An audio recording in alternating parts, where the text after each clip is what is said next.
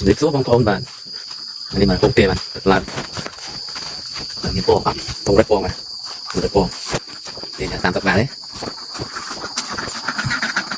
มันโป่งโป่งมันมาเนี่ย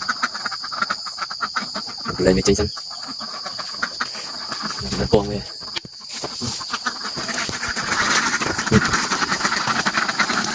เป็นไงใส่โป่งมาซ้อนที่นะไปเลยเยอะจังตามเราไม่มีโป่งแหละlàm vậy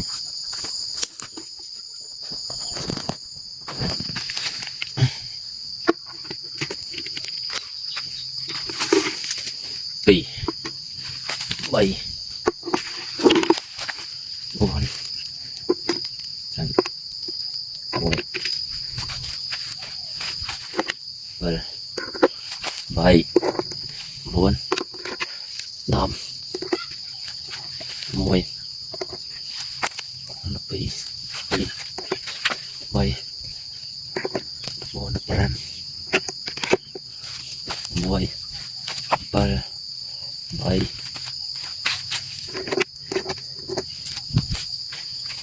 buồn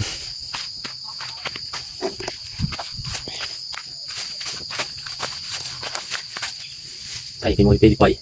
bay nha đừng tốt gặp đâu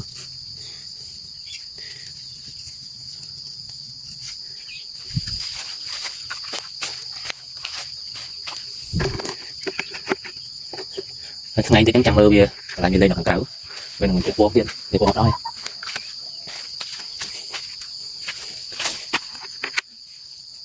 thằng này phải nó ba học con trai con để bia này